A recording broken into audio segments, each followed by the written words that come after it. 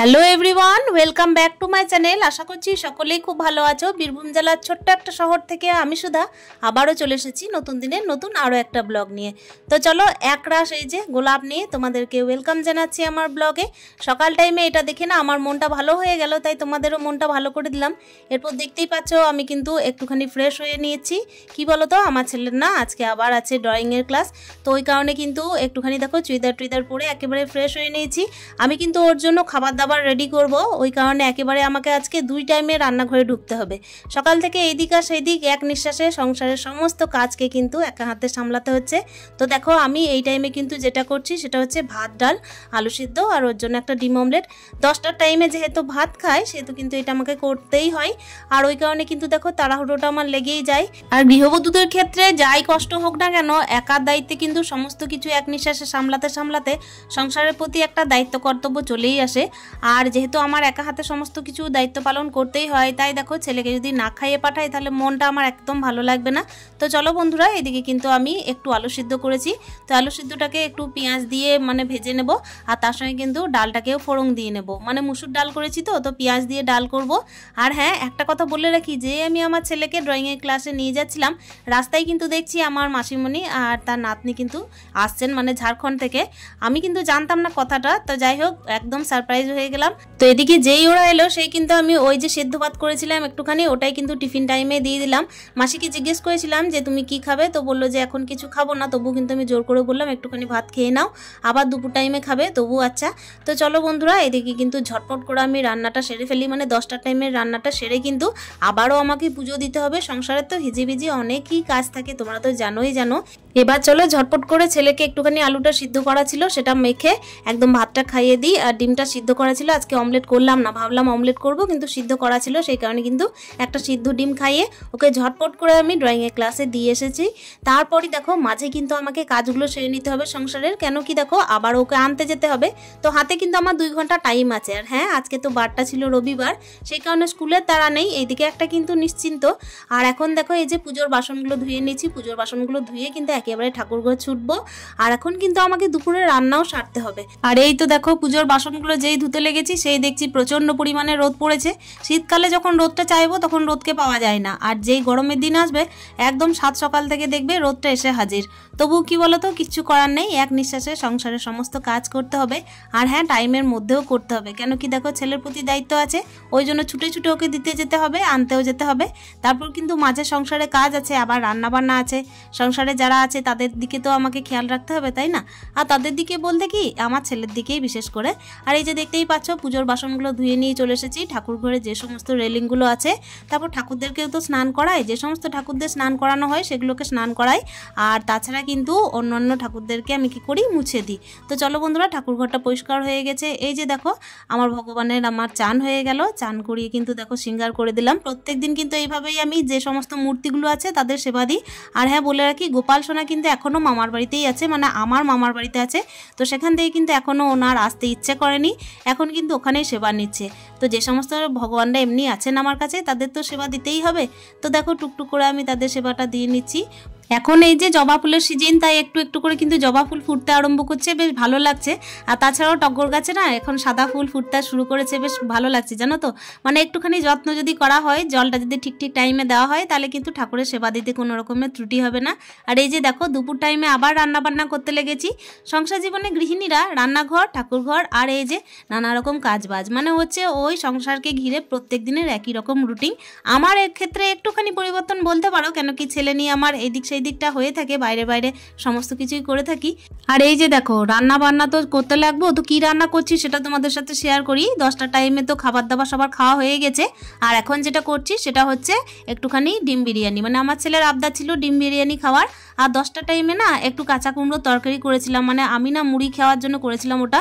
তোমরা তো অনেকেই জানো যে কুমড়ো কিন্তু যে কোনো রকমভাবে আমি পছন্দ করি। তো পাকা কুমড়ো কয়েকদিন খাওয়া হয়েছে আর কাঁচা কুমড়ো আজকে খেয়েছি।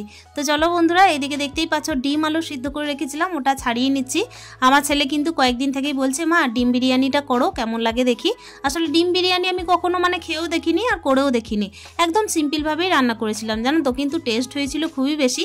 আমার মাসি কিন্তু দুপুর টাইমে বলেছিল যে আমার মাদের বাড়ি যাবে, কিন্তু আমি বাধা দিয়েছিলাম, বলেছিলাম না দুপুর টাইমে তোমাকে যেতে হবে না, তুমি এখানেই থাকো, একদম সন্ধ্যের টাইমে যাবে। তো মাসিও খেয়েছিল, যদিও বা মাসি ডিম খায় না, কিন্তু বিরিয়ানিটা খেয়েছিল। তো চলো এই যে টুকটুক করে রান্নাটা সেরে ফেলি। সকাল থেকে কিন্তু দেখো একটা গৃহবধূ রূপে এক নিঃশ্বাসে সমস্ত সংসারের কাজগুলোকে করি। আর সত্যি কথা বলতেই কিন্তু আমাকে সংসারে কাজ করতে খুবই ভালো লাগে, যেহেতু ছেলে আছে সেই হেতু কিন্তু আমাকে এনার্জি নিয়েও কাজ করতে হয়। আর এখন দেখতেই পাচ্ছ এই যে ভাতটা কিন্তু হয়ে গেছে, মানে বিরিয়ানি চালের ভাতটা কিন্তু করে ফেলেছি। কখনো না ভাবছিলাম যে এই যে চালটার মধ্যে সমস্ত কিছু আর কি দিয়ে এক ফুটে করে দিই, মানে পোলাও টাইপের আর কি, কিন্তু দেখলাম যে না, যেভাবে আর কি করা হয় মানে আগে যেভাবে করেছি সেভাবেই করি। দ্বিতীয়বার ট্রাই করব মানে একসাথে দিয়ে। কখনো মানে অন্যরকমভাবে ট্রাই করলে ক্ষতি হয় না, তবে কি বলতো, যে টাইমে কিনা বাড়িতে লোক এসছে সেই টাইমে একটুখানি এক্সট্রা ক্যারিকুলার অ্যাক্টিভিটি না দেখানোই ভালো, তাই না? তো চলো এই যে দেখতেই পাচ্ছ আমার কিন্তু এদিকে ঘড়িটার দিকে নজর, যে আমার ছেলের যদি ছুটি হয়ে যায়, মানে আমার ছেলের 12টায় ছুটি হওয়ার কথা, তো তার আগে তো আমাকে সমস্ত কিছু সেরে নিতে হবে। সেই কারণেই কিন্তু তাড়াহুড়ো করে আমি যেই আর কি রান্নাবান্নাগুলো করছি, সেই কিন্তু ড্রয়িং স্যারের ফোন এলো যে তোমাকে আসতে হবে না, আমি কিন্তু ওইদিকে যাচ্ছি, তো আমি একটু এগিয়ে দিচ্ছি। তো এক্ষেত্রে একটু নিশ্চিন্ত হলাম, তা না হলে দেখো আবার ওই ড্রেস চেঞ্জ করে আমাকে আবার ছুটতে হতো। কিচ্ছু করার নেই বন্ধুরা, কেন কি দেখো সংসার জীবনে যখন পা দিয়েছি, একজন মা যখন হয়েছি, তখন কিন্তু আমাকে সমস্ত রকম দায়িত্ব কর্তব্য এক নিঃশ্বাসে পালন করে যেতেই হবে। এটাই আমার জীবনের মূল লক্ষ্য হয়ে দাঁড়িয়েছে। আর এই যে দেখতেই পাচ্ছ তোমাদের সাথে গল্প করতে করতে আমি বিরিয়ানিটা অলরেডি আমি প্রস্তুতি নিয়ে নিয়েছি। আসলে ডিমটা কষাচ্ছি, ডিম আলুটা, তো ওটার জন্য কিন্তু মশলাটা দিতে শুরু করেছি। আর এই যে আমার সংসারকে ঘিরে আমার ছোট্ট ছোট্ট স্বাদের জিনিস। আর এখন দেখো টমেটো প্রত্যেক দিনের ভিডিওতে কিন্তু আমি দেখিয়ে থাকি, আর একটা একটা করে টমেটো প্রত্যেক দিন তুলি জানো তো। প্রত্যেক দিন একটা একটা করে তুলে এই কারণেই, একসাথে তুললেও তোলা যেত, কিন্তু আমি ইচ্ছা করেই তুলি না, গাছটাকে একটু শৌখিন লাগে। তো দেখো বন্ধুরা, এদিকে একটা টমেটো কেটে নিয়ে চলে এসেছি, ওটাকে আমি ওই যে ডিমের গ্রেভির মধ্যে দেবো আর কি। তো ডিমের গ্রেভির মধ্যে দেওয়ার জন্য একটা টমেটোই আমার জন্য যথেষ্ট। টমেটোগুলো তো এমনিতেও খুবই টক। সংসারে কাজ করতে করতে দেখো আমার মনে পড়লো যে আমাকে কিন্তু এমনিতে আরও কাজ সারতে হবে, কেন কি ফ্লিপকার্ট থেকে না আমি একটা জিনিস এনেছিলাম, মানে অর্ডার দিয়েছিলাম, সেটা হচ্ছে একটা ট্রাইপড। তো ট্রাইপডটা আমার খুব একটা পছন্দ হয়নি, সেক্ষেত্রে কিন্তু একটা রিটার্নের ব্যবস্থা করতে হবে। তো সেক্ষেত্রে কী বলতো, আমাকে একটু বসে বসে ধৈর্য সহকারে করতে হবে। আমি কিন্তু কখনোই রিটার্ন দিইনি। তো আমি না চিন্তা করলাম যে আমি যদি নিজে থেকে করি, যদি কোনো গন্ডগোল করে ফেলি, তবে সব কিছু শিখে রাখতেও হয়, সব কিছু শিখে না রাখলেও কিন্তু অসুবিধা। আর এই তো সংসারে কাজ করতে করতে একেবারে যে টাইমে চলে এসেছি, সেই টাইমে দেখো এখন ডিম আলুটা কষানো হয়ে গেছে। ডিম আলুটা কষানোটা না আমি একেবারে মানে চালটা শুদ্ধ দিয়ে দেবো। মানে ব্যাপার হচ্ছে কি বলতো, চালটা যেই আমি ফুটিয়ে রেখেছিলাম ওটার মধ্যে আমি একটুখানি বিরিয়ানির মশলা দিয়ে রেখেছিলাম। তো এই ক্ষেত্রে আমি শর্টকাটে রান্না করছি, কিন্তু টেস্টও হয়েছিল। শর্টকাট রান্না যে কখনো টেস্ট হয় না তাও নয়, তাড়াহুড়োর মধ্যে রান্না থাকে, তার সঙ্গে হচ্ছে কি একটুখানি কি বলতো মনোযোগ দিয়ে মানে করে নিতে হয়। মনোযোগ থাকলে না সব কিছু ঠিকঠাক হয়ে যায়। তো চলো এই যে তোমাদের সাথে গল্প করতে করতে এখন বিরিয়ানির চালটাও দিয়ে দিয়েছি, ওটাকে একটু নেড়ে চেড়ে দিলাম, আর মাঝে মাঝে না একটুখানি বিরিয়ানি মশলা দিয়েও দিচ্ছিলাম। এদিকে কিন্তু আগে হতেই আমি একটুখানি বেরেস্তা ভেজে রেখেছিলাম, ওটাও ওপর থেকে দিয়ে দেবো। আমি আজকে কিন্তু কোনো রকমের হাঁড়ির মধ্যে মানে আটা লেয়ার দিয়ে কিচ্ছু করিনি, একেবারে কিন্তু কড়াইয়ের মধ্যে একটু নেড়ে ঘেটে তারপরে ঢাকাটা চাপা দিয়ে দিয়েছিলাম। আর ওটাকে আমি 5 মিনিট দমে রেখেছিলাম, তারপরে কিন্তু খুব সুন্দরভাবে ঝুরঝুরেভাবে হয়ে গেছিলো। বরং আগের দিনের থেকে কিন্তু আজকেরটাই বেশি টেস্ট হয়েছিল। আগের দিনে তো চিকেন বিরিয়ানি করেছিলাম, ওটার থেকে আমার মনে হয়েছিল এটাই বেশি টেস্ট। আর এই তো এখন কিন্তু দুপুরের লাঞ্চের টাইম। আমি কিন্তু দেখো কাঁসার থালা ধুয়ে নিচ্ছি মাসির জন্য। আসলে কি বলো তো বন্ধুরা, আমি না কাঁসার থালায় খাই না, তবে হ্যাঁ আমার হাজব্যান্ড না এই নিয়ে খুব বকাবকিও করেন, বলেন যে এত যে সংসারের পিছনে খাটাখাটনি করো তবু নিজের জন্য কিছু ভাবো না, কাঁসার থালায় খেতে পারো না, কোনো রকমের স্টিলের থালায় খাবে না। কিন্তু আমারও একই স্বভাব। নিজেরা আসলে কি বলতো গৃহবধূরা সংসার জীবনে দেখবে এক নিঃশ্বাসে কাজ করতে করতেও কিন্তু নিজের কথা তো চিন্তা করে না।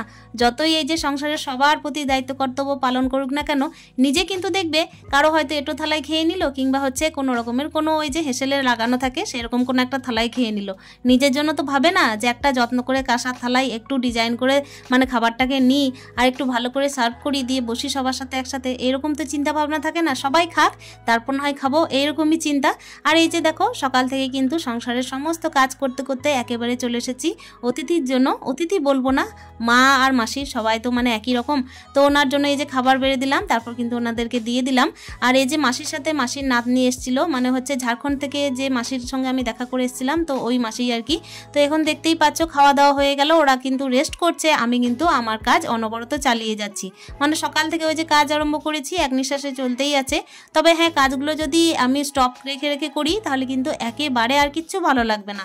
যেই খেয়ে দিয়ে একটু শুয়ে পড়বো না, আর কিন্তু এই সমস্ত কাজ করতে ভালোই লাগবে না, জানো তো।